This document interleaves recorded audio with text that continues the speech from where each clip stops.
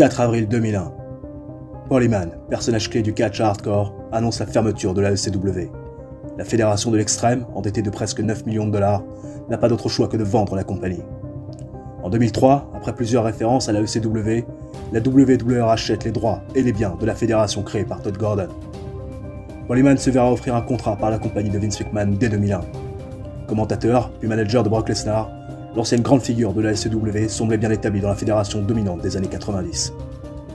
Mais en décembre 2004, un investisseur anonyme fait surface, faisant le pari fou de créer la plus grande fédération de tous les temps avec un apport de seulement 1 million de dollars. Un seul homme a les cartes en main pour mener à bien le projet nommé Elite. Paul Heyman. Ce dernier se voit donc confier la All Elite Wrestling. Paul Heyman, businessman et booker émérite, décide de tout miser sur le catcheur indépendant. Les stars indie et les jeunes loups prêts à se faire un nom dans la fédération de la révolution. La All Elite Wrestling est née.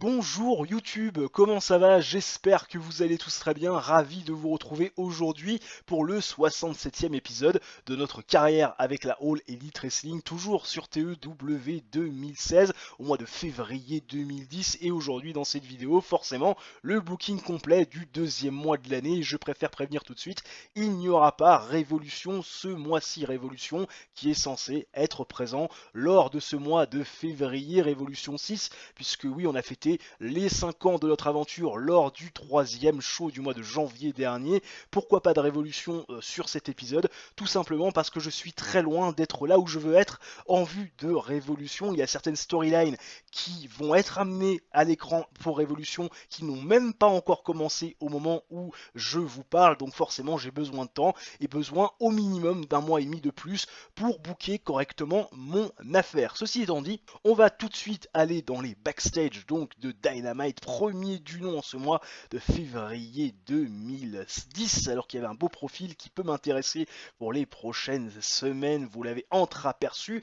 Pas d'incident backstage, toujours des absents, bien évidemment Scott Snyder blessé, Rami CBI qui travaille ailleurs ce soir, Michelle McCool qui apparemment est toujours en maternité, il va donner naissance à son enfant très prochainement, Brian Dennison qui s'entraîne pour un combat de MMA.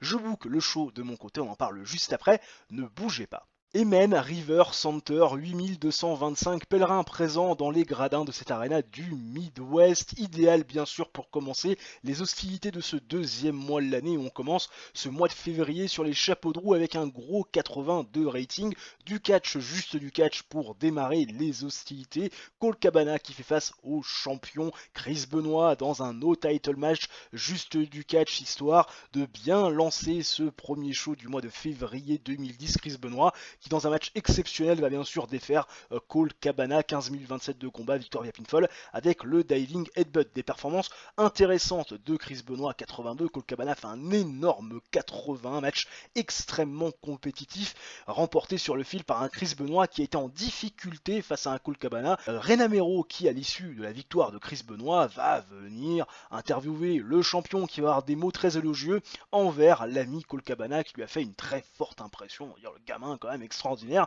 il a de gros potentiel, le garçon peut vraiment faire des choses intéressantes à l'avenir, à faire le surveiller derrière lui, et Renamero derrière va enchaîner sur le sujet Doug Williams qui est le futur challenger numéro 1 au titre mondial détenu par Chris Benoit. Chris Benoit il a vu la promo de Doug Williams la semaine dernière, la petite célébration des Britanniques, et il doit dire Chris Benoit que ça l'a un peu fait sourire, un peu sourire jaune, parce qu'il était gêné devant cette célébration, parce qu'on aurait dit le couronnement d'un roi, alors que le roi est sans couronne. Et donc il va partir du principe que c'est une façon pour les Britanniques de célébrer un titre avant l'heure, histoire peut-être de se prendre une douche froide. Bref, Chris Benoit qui se veut très taquin envers le comportement et les célébrations plus que limite de Doug Williams et de toute sa clique. D'ailleurs, on a démarré une storyline Canada versus UK, histoire quand même de mettre tout ce beau monde dans un programme attractif. Chris Benoit qui a très bien improvisé, Renamero également. Nighty Neidhart qui fait face à Lizzie Valentine 56 de rating, match pauvre dans les faits,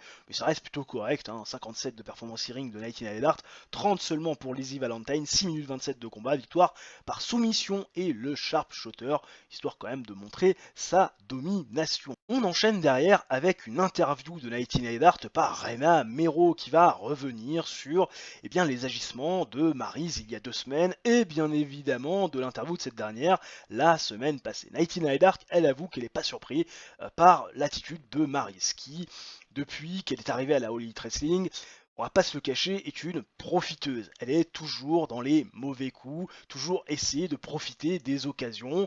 On l'a vu aussi avoir un comportement très limite, elle a trahi les Young Wolves. Aujourd'hui, elle a une attitude plus que négative dans le groupe des Gentlemen, un groupe qui fait régner la terreur au sein de la All Elite Wrestling. Mais Nightingale Dart, au-delà de ce problème qu'elle a avec Maryse, ce qui lui pose souci, c'est que Maryse lui ait coûté son opportunité au titre face à Jetta, alors qu'elle aurait pu légitimement penser à devenir championne face à la Britannique. Et Maryse va intervenir, vous l'imaginez bien, en rappelant à Nightingale Dart qu'elle n'est pas digne d'être championne et que s'il y a bien une Canadienne qui doit être championne, c'est Maryse, pas Nightingale Dart. Nightingale Dart qui rappelle son pédigré, Maryse qui la coupe en lui disant on le connaît, ton pédigré, tu viens du donjon des Hart, voilà, on connaît ton père, on connaît ton oncle, on sait à quel point t'as baigné dans le milieu du catch. Le truc, c'est que ça fait pas tout. Et moi, Maryse, qui vient de nulle part, qui n'est personne dans ce milieu, qui n'a eu besoin de personne pour arriver là où elle est arrivée, a eu plus d'impact que toi, Maryse Nightingale Dart. Vous imaginez bien que ça fait du front contre front et Paul Heyman qui la semaine prochaine annonce que Maryse va faire face à Nightingale Dart histoire de régler les comptes. Kevin Steen qui est dans le ring après la pause publicitaire et Kevin Steen qui nous rappelle son pédigré, qui nous rappelle ses accomplissements, qui nous rappelle également le fait qu'il a eu beaucoup de victimes pour les titres et Kevin Steen aujourd'hui il veut un catcheur à son niveau. Il en a marre de voir des mecs comme Jen Storm, comme Nick Nemeth qui demandaient des opportunités alors qu'ils ne méritent pas d'être dans son ring et il va se faire interrompre par Travis Summel qui a le vent en poupe bien évidemment en Tag Team Competition. Travis Summel il rappelle à Kevin Steen qu'ils ont une histoire qui ne date pas d'hier, ils ont évolué au sein de la All Elite Wrestling ces dernières années, ils ont beaucoup progressé, ils ont gravi les échelons. Travis Summel est un ancien champion TNT et d'avant de prendre les titres par équipe des mains des Gentlemen, parce que c'est bien sûr son objectif, il se verrait bien avec les ceintures intercontinentales et TNT autour des hanches. Et Kevin Steen, vous imaginez bien qu'il ne va pas reculer devant ce challenger, que Travis Summel, c'est assez rare pour être signalé, n'a pas été bon, tout comme Kevin Steen pour aller en dehors du script. Le match nous fait un 80 de rating et je suis très heureux de la note parce que il ne clique pas, vous le voyez, Kevin Steen, Travis Summel, il y a des moments un peu malaise, d'ailleurs la performance de 71 de Kevin Steen seulement en in-ring, Travis Summel 62, c'est très loin de ce qu'ils peuvent faire. Match quand même avec du grand catch et une grande hit, 13 minutes 36 de combat. Match compétitif qu'on a mis en format TV, victoire de Kevin Steen qui va défaire Travis Summel via le Go Home Driver après la distraction de Bobby Roode qui est venu mettre son grain de sel dans le business de Travis Summel. 9ème défense du titre intercontinental pour bien évidemment l'ami Kevin Steen et le 3ème défense de titre du championnat TNT pour ce même Kevin Steen qui est toujours le double champion. UK Alliance face au Fatou, face aux Briscoes, histoire qu'on souffle un petit peu, parce qu'on le rappelle, on a quand même match de championnat entre, bien évidemment, les Gentlemen et Steve Austin et John Moxley pour les titres par équipe. UK Alliance face au Fatou, face aux Briscoes, ça fait 52, c'est pas une note terrible, mais ça permet de faire travailler du monde et de donner une victoire à Drew Galloway et à Sheamus, qui font des performances de 36 et de 34. C'est les meilleures performances, bien évidemment, à l'exception de Jay Briscoe qui fait un 56 et même de Mark qui fait un 43, les Briscoes qui ont été apparemment au-dessus de tout le monde, ce qui est plutôt intéressant à être signalé, mais victoire quand même de la UK Alliance parce que ça va dans le sens de donner de l'importance bien évidemment au groupe de Doug Williams et de Jetta, l'actuelle championne du monde féminine. Rena Mero et George Frankenstein qui avant le main event vont astiquer popotin, voilà, elles vont se retrouver dans les backstage et puis elles vont se déshabiller, petit striptease, machin, enfin pour se mettre une tenue un peu plus décontractée parce que c'est la fin du show, on rentre chez soi et voilà. Se rince l'œil du côté des mâles de la All Elite Wrestling. Le main event, les Gentlemen face à John Moxley et Steve Austin. On aurait pu s'attendre à mieux. 80 de rating, pas forcément extraordinaire, mais ça reste un match qualitatif, fantastique hit, grand catch, tu m'étonnes, avec des performances de 81, de Claudio Castagnoli, bon, Bobby Roode c'est toujours en dessous des 70 avec un 68, Steve Austin c'était 84, John Moxley 66, les storylines avancent, Young Wolves contre Gentlemen, Austin et Moxley Ils veulent leur revanche également, ça avance très bien. Fantastic 8, grand catch, 16 minutes 15 de combat, qui va voir la victoire des Gentlemen. Et oui, quand Claudio Castagnoli va défaire Steve Austin, et oui, Steve Austin via pinfall avec le Swiss Diff, après la distraction botchée de Mike Mizanin et de l'ami Travis Fimmel, qui ont voulu se venger de l'intervention de Bobby Roode lors du match du championnat intercontinental et TNT, et qui malencontreusement ont frappé Steve Austin, coûtant la victoire à Jon Moxley et Steve Austin, ce qui permet aux Gentlemen, Claudio Castagnoli et Bobby Roode, de faire leur première défense du titre par équipe. Et oui, hein, ça s'est pas passé comme prévu. 78 de rating a une popularité qui augmente dans les 16 régions où nous sommes diffusés, alors qu'on a le beau profil de Martin Hidalgo. Est-ce que c'est le frère d'Anne? Je ne sais pas, mais ce qui est sûr, c'est que le garçon a commencé le catch en janvier 2007 en qualité d'arbitre, bien évidemment. Pour l'instant, on n'a pas besoin d'arbitre, on déjà ce qu'il faut avec Earl Hebner et Brad Kingsburg. Katsushika Okada qui est contraint de se plaindre parce qu'apparemment le push qu'on lui assigne n'est pas le bon, on va tout de suite voir ce qu'on peut faire. Michel McCool qui a donné naissance à une fille en bonne santé. Voilà, on va retrouver Michel McCool très rapidement, félicitations à la maman. Engagement annoncé entre Melina Perez et John Hennigan, bien sûr qui est d'autre que John Morrison ou Johnny TV, actuellement la All Elite Wrestling, et TV rating Dynamite de 3.37. Alors d'abord, on va aller voir le roster, on va aller voir Katsushika Okada. Katsushika Okada, il est mid-quart d'heure. Katsushika Okada, il veut être main eventer. Pourquoi pas? Pourquoi pas? Après, est-ce qu'on aura une utilité de le mettre en main event? Je sais pas, mais bon, 84 en basique, hein, 82 en psychologie, safety 100%, ceiling 69, 76 bien sûr en athlétisme. On est quand même sur des trucs, stamina on est à 100, microphone on est à 64, charisme 86, 87 de star quality. Ouais, bon, effectivement, je pense qu'on peut se permettre de le mettre en statut main eventer, même si pour l'instant, il va pas aller chercher le titre mondial, c'est pas vraiment dans les plans. Au niveau du show history, on fait tout simplement un 78 avec 3.37 de TV rating, 2 553 000 viewers. Voilà, ce que c'est plus que la semaine dernière. Non, c'est un peu moins, alors qu'on fait, en même temps, on fait un moins bon show. C'est vrai qu'on perd 7 points, mais ça reste correct, et surtout, on espère qu'on va continuer à surfer sur la vague de ces très bons shows. Aucune nouvelle croustillante sur la dernière semaine écoulée, les petits potes, donc du coup on se retrouve directement dans les backstage du deuxième Dynamite du mois de février 2010, et vous le voyez, il y a des incidents blocker room, ça clignote rouge, pourtant 100% de backstage rating, on espère bien évidemment que ça va être positif. Alors incident impliquant Jonathan Fatou et Chris Benoit, je pense que c'est la cour des catcheurs. Oui, c'est la cour des catcheurs, Jonathan Fatou qui a été amené dans la cour des catcheurs, accusé d'avoir oublié de serrer la main à quelqu'un. Hein, ça peut mettre en froid tout un locker room, tout ça. Merci monsieur Jonathan Fatou, le juge Chris Benoit l'a rendu coupable et sa sentence est de payer un coup à boire pour tout le monde après le show. Le garçon il va apprendre, il améliore pas son comportement, mais il va quand même apprendre. Au niveau du lieu de notre show, on va partir dans la Tri-State tranquillement, avec nos 72 de popularité, 98 d'importance. On attend 7380 fans au PA, Meogan, Son, Kazé, Plaza. Mon dieu, quel nom à coucher dehors avec un billet de logement. C'est pas grave. 7380 personnes, ça nous va bien. Je bouge de mon côté, on en parle juste après. Ne bougez pas.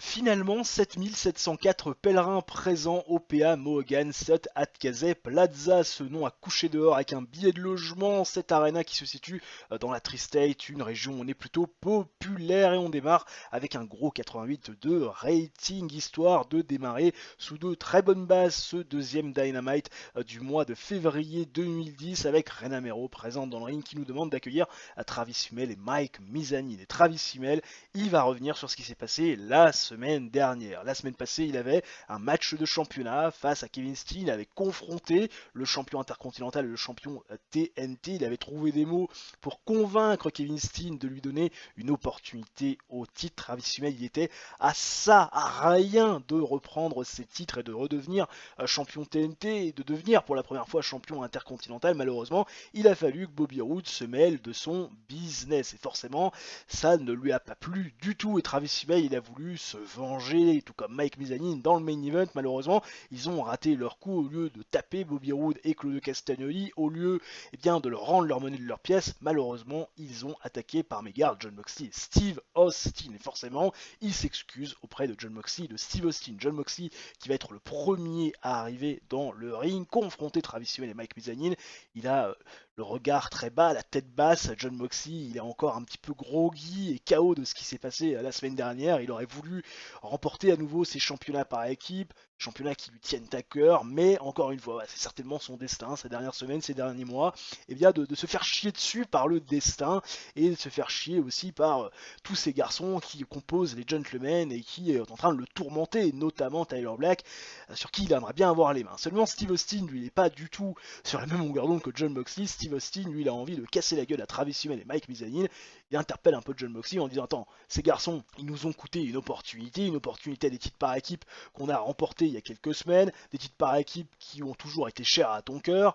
Hein, là, tu te comportes comme une petite lopette, comme un faible, un vrai champion, un dur. Il serait là à leur casser la gueule et moi, ils m'ont coûté la victoire. Le tombé a été effectué sur ma personne à cause de leur intervention. J'ai envie ce soir de leur faire mordre la poussière. Et finalement, on va s'accorder ce soir à un match entre Travis Human et Mike Mizanin d'un côté, les Young Wolves, face à Jon Moxley et Steve Austin, les anciens champions par équipe. Et oui, bien évidemment, histoire de teaser comme on peut ce main event du soir. Ren Amero a été très bien pour improviser le dialogue. Mike Mizanin, qui apparemment ne correspond pas à sa gimmick, va falloir que je vois ce qui se passe. Steve Austin a très bien improvisé. Ren Amero n'a pas bien performé. Rien de bien mentionné sur Travis Human. En tout cas, Steve Austin, une réelle star. Et la storyline Young Wolf face aux Gentlemen avance bien évidemment avec ce segment. Ça gagne de la hit.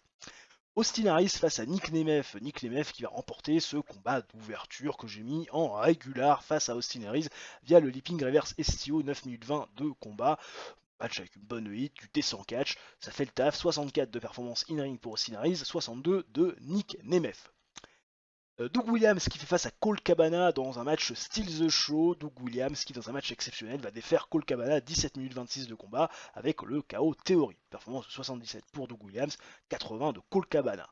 Doug Williams qui à l'issue de ce match victorieux va lui aussi féliciter et louanger mais de manière un petit peu ironique la performance de Colt Cabana en disant effectivement le garçon il est bon mais il n'est pas à mon niveau et Doug Williams va prendre le micro et interpeller Chris Benoit par rapport à ses dires de la semaine dernière. Il veut Chris Benoit dans le ring pour que les deux puissent s'expliquer alors que j'ai la caméra qui vient malheureusement de planter. Ça peut arriver, ça grésille de temps en temps, je m'en suis aperçu que maintenant, j'espère que c'était pas le cas depuis le début de la séquence. Et Chris Benoit qui va donc se ramener et confronter Doug Williams. Et Doug Williams va revenir sur les propos de Chris Benoit qu'il n'a pas beaucoup apprécié. Il s'est foutu de la gueule du peuple britannique, mais Doug Williams c'est un roi sans couronne, un roi qui va bientôt avoir son titre, celui de champion de la All Elite Wrestling. Il rappelle que Jetta est déjà une reine, la championne féminine au sein de la fédération, et que Chris Benoit est simplement un jaloux du fait que le peuple britannique soit soudé et soit surtout très collectif, ce qui n'est pas le cas du peuple canadien, que Doug Williams a craché complètement d'ailleurs sur les Canadiens de manière générale, ce qui a pas plaire à Chris Benoit, mais en tout cas un Doug Williams qui semble véritablement agacé des propos du champion de la All Elite Wrestling à l'encontre de son peuple et surtout de sa façon de faire. 86 de rating, ça reste plutôt pas mal. Doug Williams a très bien improvisé, tout comme Chris Benoit. Et la storyline Canada versus UK avance et gagne de la hit avec ce segment, vous vous en doutez. Nighty Nider face à Maryse, et ben écoute, ça fait un 61 de rating, je suis plutôt content de cette performance. Performance justement de 58 dans le in-ring de Nighty Nider, 41 de Maryse.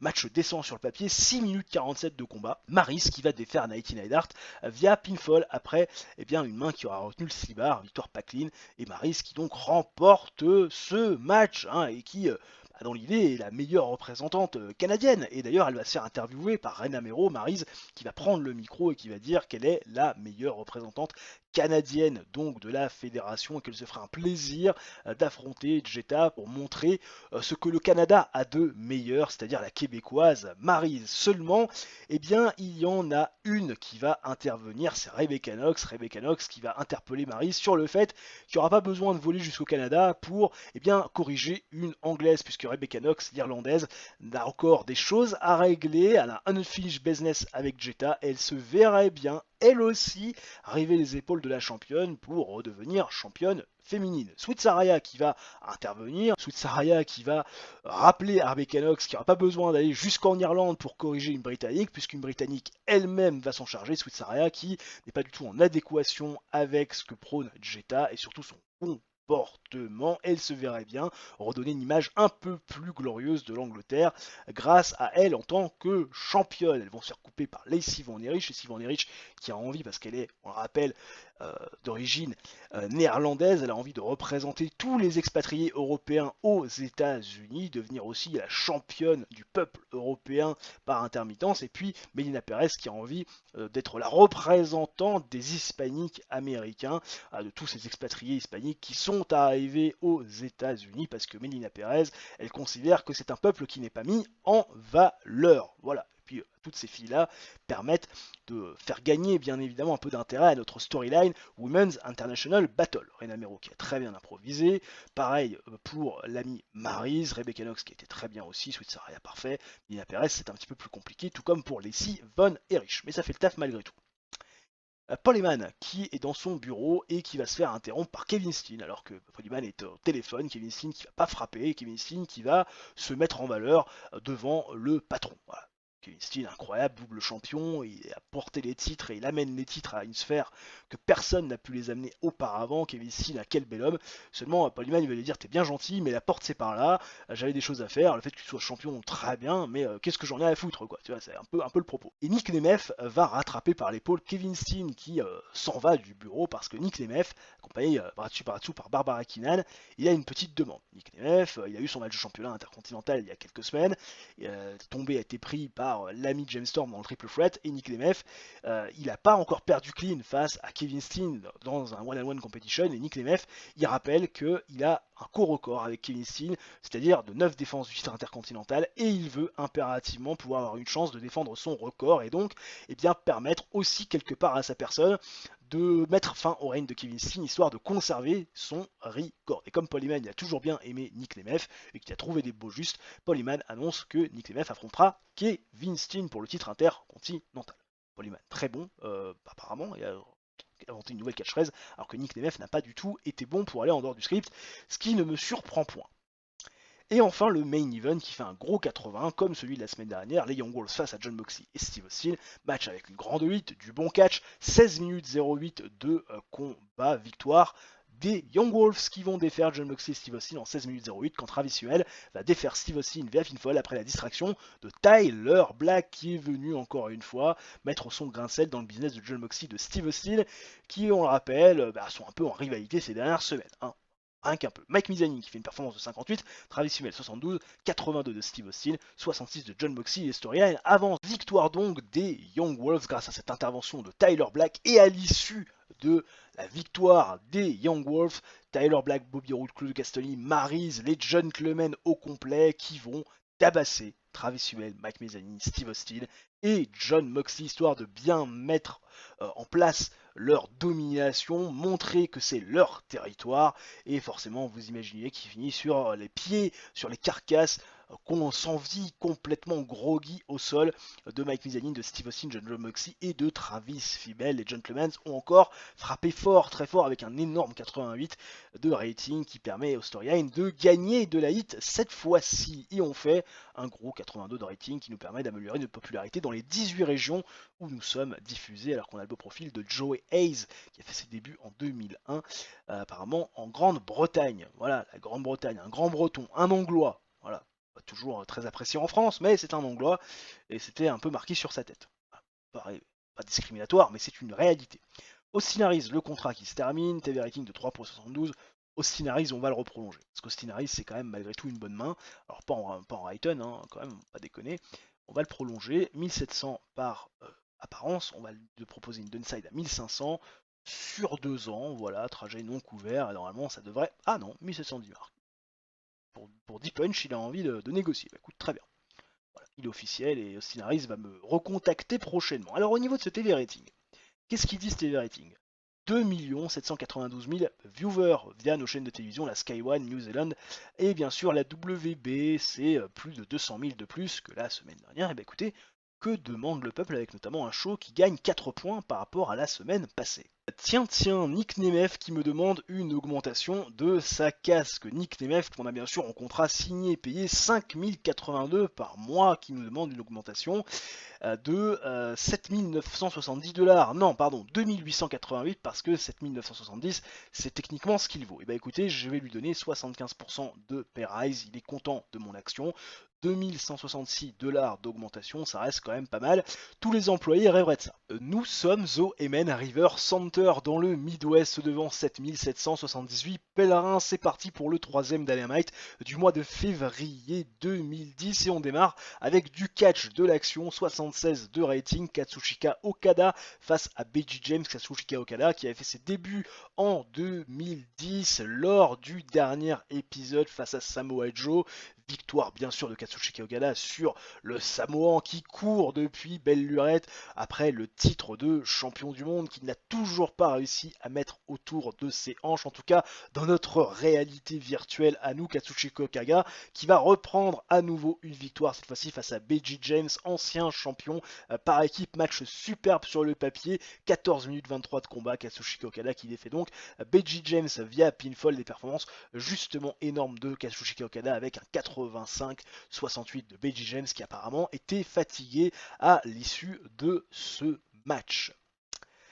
Doug Williams et la UK Alliance qui font face à Samoa Joe et au Fatou. Oui, voilà, Doug Williams avec sa clique donc des Britanniques qui décident de faire équipe ce soir face à des anciens rivaux, Samoa Joe et les Fatou Brothers, Joshua et bien sûr Jonathan. Match décent sur le papier qui va voir bien sûr la victoire des Anglois avec l'ami Doug Williams qui a pris 10 minutes 43 de combat, va faire le tombé victorieux sur Joshua Fatou après le KO théorie. Les performances de 38 de Drew Galloway et de Sheamus qui sont bien raccords, performance de 82 de Doug Williams, de 30 de Jonathan, 28 de Joshua qui est le Winklink, 85 de Samoa Joe.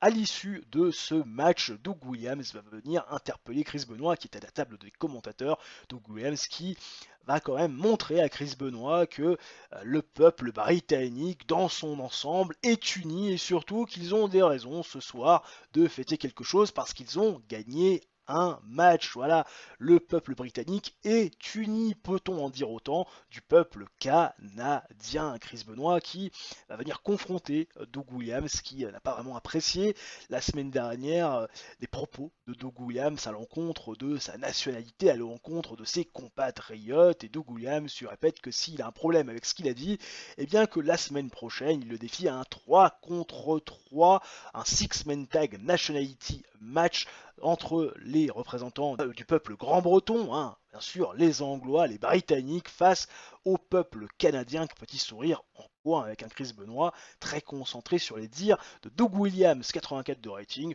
Doug Williams qui n'a pas été bon pour aller en dehors du script, mais ça fait quand même gagner de la hit à cette storyline. Ted DiBiase Jr. et James Keenan, hein, qui rappelle, formés pendant très longtemps les Moneymans au moment où ils étaient du côté de Rampage, qui n'existe plus aujourd'hui. Ils affrontent les Young Wolves et match décent sur le papier. 11 minutes 03 de combat, les Young Wolves qui défont bien sûr Ted DiBiase Jr. et James Keenan quand Travis Hummel va défaire Ted DiBiase Jr. via pinfall. En termes d'in-ring work, bien sûr Travis Hummel était au-dessus de tout le monde, il fait un énorme 78, 66 de Mike Mizanin, 56 de Ted DiBiase Jr.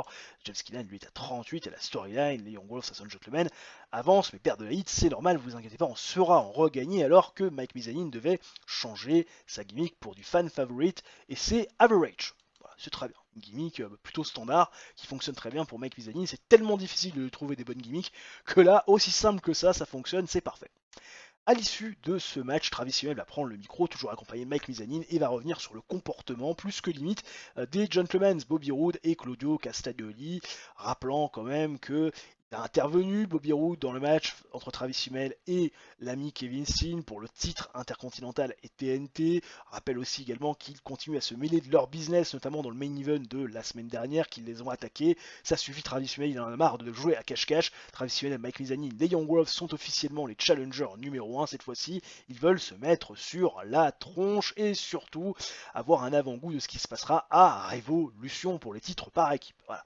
Young Wolves et Gentlemen avancent avec ce segment et Austin et Moxley Want Their Revenge avancent également. Travis Hummel qui a été super bien sûr évidemment pour improvisé et il a eu la palme, bien évidemment, le monde dans la paume de sa main. Travis Simel, Mike Nizani et les Young Wolves qui veulent teaser leur match de championnat à Révolution avec des compétitions one-on-one dans les prochaines semaines. Voilà, c'est leur propos, c'est leur point. Rena Mero qui va interviewer Jetta qui arrive seul avec son titre féminin sur l'épaule et Jetta va nous parler de ce qui s'est passé la semaine dernière. Oui, tout le monde s'est réuni, tout le monde veut représenter quelque chose, tout le monde veut représenter un peuple et Jetta, ça la surprend pas parce que Jetta c'est un modèle, Jetta c'est un exemple, elle comprend que tout le monde soit envieux finalement de faire comme elle, la lourde responsabilité de représenter un peuple, mais c'est pas fait pour tout le monde. Jetta elle est exceptionnelle, voilà, elle rappelle encore une fois son pédigré, son palmarès.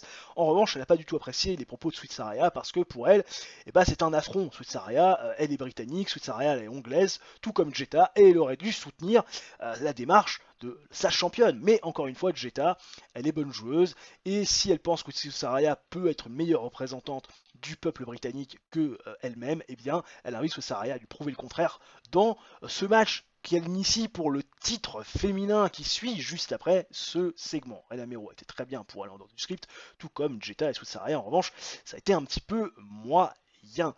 Le match suit, il nous fait un 62 de rating, un 62 plutôt convaincant, performance de 66 de Jetta, 42 de Sweet Saraya, match décent. Sweet Saraya qui va perdre face à Jetta, 11 minutes 09 de combat via pinfall après le bridging Verschomen Suplex, défense numéro 6 du championnat féminin de Jetta qui à l'issue de ce match va se faire interpeller par Rebecca Knox, Melina Perez, Leslie Van Erich et Maryse. Jetta qui va être flattée du fait que tout le monde veut représenter quelque chose parce que Jetta a quelque part été l'initiatrice de tout ça. Elle représente le peuple britannique à travers le monde, elle le représente bien et forcément tout le reste veut représenter son propre peuple, ses propres compatriotes et forcément ça fait plaisir à Jetta parce que elle a l'impression d'être importante, d'avoir inspiré les gens, sauf que Rebecca Knox, Melina Perez, Leslie Van Erich et Maryse leur font comprendre que la seule chose qui intéresse vraiment toutes ces filles chez Jetta, c'est son championnat. Voilà. Leslie Van Erich qui démarre une nouvelle gimmick, ça se passe plutôt bien. Ramiro qui était très bien pour l'ordure du script. Melina Perez qui était très bonne également, tout le contraire de Rebecca Knox. Maryse qui elle, a vraiment pris du plaisir à improviser, elle a tourné tout ça à son avantage. Et la storyline Women's International Battle avance et gagne de la hit avec ce segment. Et enfin, le main event, Kevin Steen contre Nick Nemeth, ça nous fait seulement un 74. Je suis assez déçu de la note de ce match. En même temps, c'était assez risqué de mettre Nick Nemeth dans le main event, mais je pensais que Kevin Steen allait porter ce match un peu plus. Bon, tu me diras, il fait quand même un 80.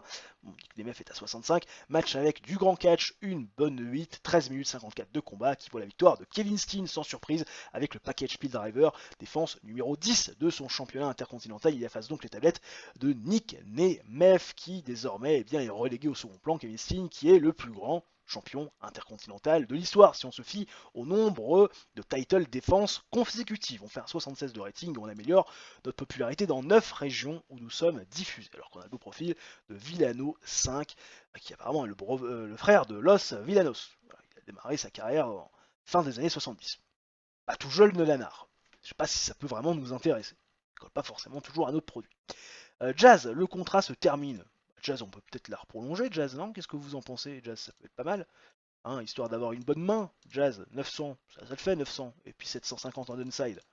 Normalement, ça devrait le faire sur un an, hein, parce qu'on va pas non plus voir sur le long terme avec elle, parce qu'elle est un peu âgée quand même, la madame, 36 ans. Oh, quoique 36 ans, ça va, c'est pas non plus Jacqueline Moore. 3.56 de TV rating, écoutez, on va tout de suite voir ce que ça fait de manière précise, 2 676 000 viewers, soit quand même un peu moins que la semaine dernière. On fait plus de 100 000 viewers de moins, mais ça reste un show correct, même si, quand même, on va pas se le cacher, on a quand même perdu 6 points par rapport à la semaine passée. On va essayer de restresser la barre lors du dernier show de cette vidéo.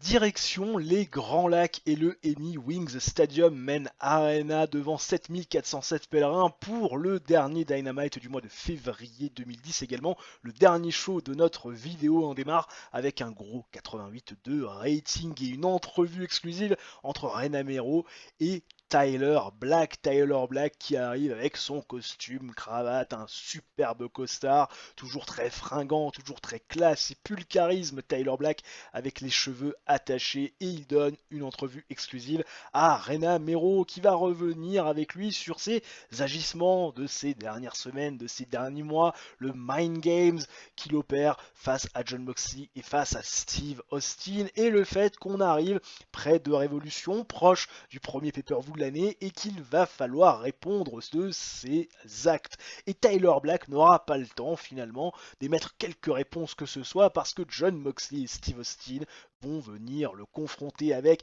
une seule envie, lui mettre leurs mains dans la tronche. Et Tyler Black, sourire aux lèvres, il se doute bien que Jon Moxley et Steve Austin n'ont qu'une envie, c'est de poser leur paluche sur lui, de lui faire mordre la poussière, de lui casser la gueule. Et Tyler Black, il sort de son veston une lettre émanant de Paul Heyman qui stipule que Tyler Black ne doit pas être touché par Jon Moxley ni par Steve Austin, sinon ces deux garçons seront suspendus et manqueront Révolution. Alors Tyler Black, bien évidemment, il sait qu'il est le sujet, il est finalement celui qui est autour de toutes les convoitises, mais Tyler Black, il précise qu'il y en aura seulement qu'un qui pourra régler ses comptes avec lui, parce que Tyler Black, il ne veut pas être en infériorité numérique, quoique Jon Moxley et Steve Austin seraient capables de s'auto-détruire. Mais Tyler Black, il a encore envie de pousser le vice un petit peu plus loin et de faire encore un peu plus de mind games, puisqu'il annonce à Jon Moxley et à Steve Austin que seulement un de ces deux-là pourra l'affronter à Révolution et que ça sera uniquement le vainqueur du match qui va les opposer la semaine prochaine. Un regard forcément désormais qui se tourne de Steve Austin jusqu'à Jon Moxley, de Jon Moxley de Steve Austin. On oublie complètement Tyler Black, Steve Austin qui a le regard de tueur, Jon Moxley qui lui baisse un peu plus les yeux, on le sent concentré, déjà prêt à surgir pour le match de la semaine prochaine. Tyler Black qui pose un ultimatum, une sorte de deal, et Tyler Black, vous vous rendez compte, forcément, bien évidemment, est celui qui ressort très fort de ce segment. Rena Mero qui a fait un super job d'interaction, tout comme Jon Moxley, Steve Austin, parfait. Tyler Black en revanche, ça a été un petit peu plus dur, mais la storyline avance avec le segment, c'est bien sûr le principal. Jetta face à Nighty Neidhart, match décent sur le papier mais quand même 74 de rating, 70 de performance in-ring de Jetta, 54 de Nighty Neidhart, Women's International Battle qui avance bien sûr avec ce segment et ça gagne de la hit. Le titre bien sûr n'était pas en jeu mais Jetta va réaliser ce qu'elle n'avait pas réussi à faire le premier coup, c'est-à-dire battre Nighty Neidhart en moins de 10 minutes via le bridging Fisherman Suplex, 9 minutes 50 de combat, victoire donc de l'actuelle championne qui à l'issue de ce match va confronter Paul Heyman en lui disant attends t'as vu ce qui s'est passé la semaine dernière, elles se sont toutes léguées contre moi, elles veulent toutes mon titre, il faut me protéger. Et Paul Heyman, il dit oui je vais protéger, t'inquiète pas, je vais protéger l'intérêt et ce qu'il y a de mieux pour le business. Et Paul Heyman annonce à Jetta qu'il va y avoir un tournoi qui va se faire, un tournoi qui mettra d'abord deux triple threat match, que dis-je, en place, hein, avec 3 filles à chaque fois dedans. Il annonce qu'il y aura une surprise venant du Japon et que les vainqueurs de ces triple threat match s'affronteront pour devenir challengers numéro 1 et donc confronter et affronter Jetta pour le championnat féminin, ce qui fait forcément pas du tout plaisir à Jetta, la Britannique, voilà, qui prend très mal les propos de Paul Heyman. Mais la storyline avance, même si elle perd un petit peu de hit, 68 de rating, je suis un petit peu déçu parce que le segment Paul Heyman Jetta, normalement, ça peut quand même toucher au moins les 75, voire pas loin les 80, parce que c'est quand même des personnes qui ont une grosse popularité. Mais ça n'a pas pris, c'est pas grave. Ted DiBiase Jr. face à Kota Ibushi, histoire de remettre un petit peu Kota Ibushi sur la route, match décent sur le papier, 7 minutes 53 de combat, victoire de Kota Ibushi qui va donc remporter la victoire via roll-up, performance de 58 de Ted DiBiase Jr., 44 seulement de Kota Ibushi, ancien champion TNT, Ted DiBiase Jr. qui a fait la gueule au moment où je lui ai dit tu vas perdre, d'ailleurs j'ai dû le protéger dans la défaite parce que Ted DiBiase Jr. il m'a dit ok je perds mais tu me protèges un peu, parce que le loose stick c'est quand même pas la folie non plus, victoire par roll-up, ça reste plutôt protecteur. Claudio Castagnoli face à Mike Mizanin, ça y est, des matchs one-on-one en singles competition, histoire de teaser l'affrontement par équipe pour les championnats du monde du côté de Révolution entre les Gentlemen et les Young Wolves. Match entre Claudio Castagnoli et Mike Mizanin, match avec une grande hit, du bon catch, hein, tu m'étonnes, 12 minutes 01 de combat. J'ai mis ce match en qualité de storytelling, victoire de Claudio Castagnoli avec le Rico la bombe après la distraction de Maryse alors que Mike Mizanin semblait être en position bien de répondre à Claudio Castagnoli sur l'ensemble de la rencontre. Performance de 82 de Claudio Castagnoli, 54 seulement de Mike Mizanin, victoire de la moitié des champions par équipe. Renamero qui est avec Chris Benoit dans les backstage, et Renamero nous parle de ce main event qui va l'opposer à Doug Williams, à Sheamus, à Drew Galloway, donc les pensionnaires de la UK Alliance, et lui il va devoir faire équipe avec Kevin Steen et Bobby Roode, qui est quand même un petit peu dangereux parce qu'ils ont des comportements loin de celui du champion du monde de la fédération. Mais Chris Benoit, il le dit, il n'a pas du tout apprécié les propos de l'ami Doug Williams sur son peuple canadien, sur ses représentants. Il a même craché sur un drapeau de la patrie.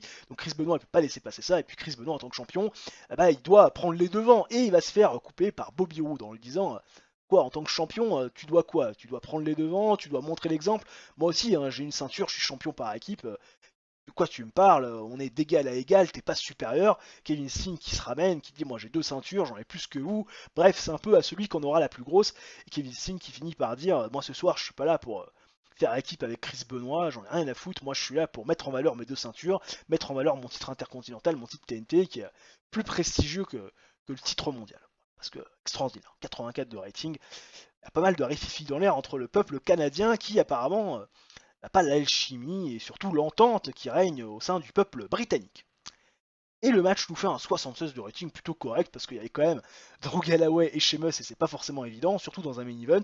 Match avec du bon catch, une décente réaction de la foule. Performance de 36 de Sheamus et Drew Galloway qui sont pas forcément extraordinaires. 84 de Doug Williams, 74 de Bobby Roode, 82 de Kevin Steen, 82 de Chris Benoit. Ah là là, la storyline avance, tout va bien. 16 minutes 20 de combat qui va voir la victoire de Doug Williams. Et oui, quand ce dernier va faire le tomber victorieux sur Chris Benoit avec le KO théorique. Oui, sur le champion pinfall, sur le champion de la fédération, parce que oui, Kevin Steen et Bobby Roode se sont retournés contre Chris Benoit, ils l'ont laissé seul, et donc forcément ça a laissé l'avantage de l'ombre, et Doug Williams a pu faire le tomber sur Kevin Steen, sur Chris Benoit, pardon, Chris Benoit qui a fait la gueule à l'idée de perdre le match, il a fallu que je le protège, et même en le protégeant, il n'était pas d'accord pour perdre le match, mais c'est pas grave, c'est moi qui décide à l'arrivée, histoire de donner du momentum et de la consistance à Doug Williams dans ses actes, dans ses propos. Ça nous fait un 78 de rating moyenne de la popularité dans 14 régions, c'est parfait. Alors qu'on a le beau profil de Kimberly Page, qui est la femme bien sûr de Diamond Dallas Page, DDP, oh it's me, it's DDP, bien sûr, connu pour son travail à la WCW, c'est logique, bien évidemment. Alors, au niveau du TV rating, alors que Chris Canyon voit son contrat se terminer, le Castagnoli qui dit que Sheamus a du charisme, il va falloir peut-être être derrière lui, TV rating de 3,73. Est-ce que il fait la gueule, l'ami Chris Benoit, il a des moral issues, je vais lui donner 5000 $ parce que je suis quelqu'un de sympathique. Voilà, je vais lui donner un petit peu d'argent. Normalement, il est toujours annoyed, mais ça reste un petit peu mieux. Qui sait qu'il y avait des fins de contrat? C'est l'ami Chris Canyon. Chris Canyon, je pense que je peux me permettre, Chris Canyon, de lui reproposer un contrat. Parce que Chris Canyon, ça reste quand même, ça reste une bonne main, Chris Canyon. Même si on n'en fera jamais grand chose, ça reste une bonne main. On va le reprolonger histoire de voir si le paie par apparence ça lui convient. 1200 avec une downside à 1000. Ça devrait normalement bien se passer sur 2 ans. Voilà, contrat, ouverture de. D'où que les house show. Ah bon. Everything qui expecte house show parce que le garçon, Pépère, il commence à fatiguer. Au niveau du TV rating, on est bien évidemment à 2 799 000 viewers, donc via les écrans de TV rating sur la Sky One New Zealand et sur la WB, c'est beaucoup plus que la semaine dernière, et oui, plus de 100 000 viewers de plus. Que demande le peuple? Nous sommes le 1er mars 2010 et comme chaque début de mois, vous le savez, il y a beaucoup de nouvelles, enfin beaucoup. Tout est relatif, en tout cas plus que le mois dernier à la même époque. Colt Cabana qui finit son tour à la New Japan Pro Wrestling, tout comme au Scénarise. Doug Williams et également Drew Galloway qui voit la New Japan lui faire une offre donc de contrat. On imagine que c'est pour aller faire de la tournée, histoire quand même de s'améliorer. Ça peut être intéressant de le laisser partir là-bas, voilà, de la tournée pendant 9 mois. Il va aller progresser au Japon, éventuellement pourquoi pas apprendre la langue. Tyler Black, j'imagine que c'est pareil, Tyler Black, en contrat bien évidemment de tournée, voilà, tournée également, pas toujours intéressé, les fédérations pour signer Tyler Black, ça tombe bien pour l'instant, on leur paie par apparence, ça nous fait faire des économies, un beau salaire, 2000 $, 1500 $ de downside, 9 mois également, 10% par événement, pas mal pour Tyler Black qui nous coûterait 17 000 $ si on voulait un jour le signer au niveau donc du bilan financier, parce qu'on va quand même s'y attarder alors qu'il y a un petit peu de moral issues, mais pour l'instant rien de bien grave. Au niveau donc du bilan financier, 151 000 $ de profit, un peu plus que le mois dernier et encore le mois d'avant, même si au mois de novembre on avait fait 189 000, mais en même temps c'était un mois de pay-per-view, donc c'est un petit peu normal de faire un peu moins. Au niveau donc du ticket size, 466 710 $ de recettes, c'est pas mal, plus que le mois dernier. 341 000 donc dollars de TV revenus, c'est autant que le mois passé, c'est normal. Les revenus sponsors qui ont légèrement augmenté, les marchandises un petit peu baissé. Ah, dommage, régression, c'est un peu problématique. 413 000 $ de coût de worker, à 1000 $ près, c'est pareil que le mois dernier. Le coût des shows, à peu près pareil que donc le mois de janvier, ça se joue à coût de dollars. Le coût de marketing, exactement pareil. Le coût de marchandise a un peu diminué parce que forcément on a moins vendu. Le coût de production est sensiblement le même. Le MISC un peu moins élevé que le mois dernier. Et par contre, au niveau des taxes, on en a pris un peu plus parce qu'on a fait un peu plus de bénéfices. Au niveau de la size, oui, elle est belle cette size. Regardez, bon, effectivement, à Hawaï, c'est la merde.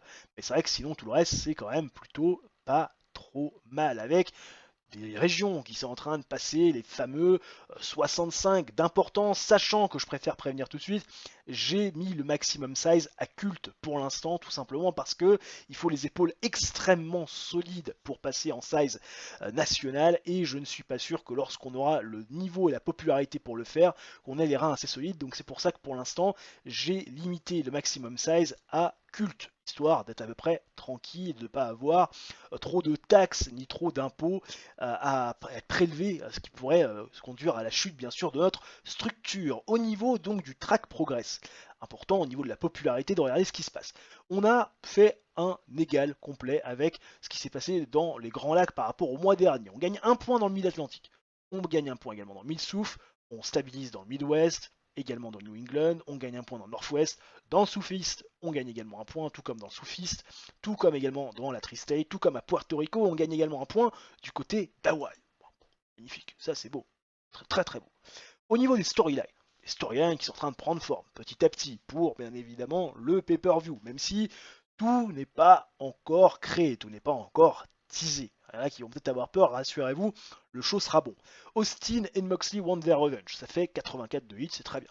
Canada versus UK, hein, Chris Benoit contre Doug Williams, c'est pas mal, ça fait 80 aussi.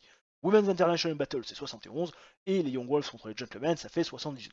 On est quand même sur quelque chose de qualitatif. Au niveau du prestige des titres, le titre intercontinental est à 80. Si on regarde le track prestige, c'est stabilisé par rapport au mois de février. Le titre féminin, on est à 65. On est sur quelque chose qui se stabilise par rapport au mois dernier également. Mais il va peut-être falloir qu'on fasse des défenses un peu plus qualitatives. Je pense que celle de Révolution le sera. Le championnat mondial est à 85 au niveau du track prestige. On stabilise depuis le mois de novembre. Donc c'est quand même plutôt intéressant. Le titre par équipe est à 85.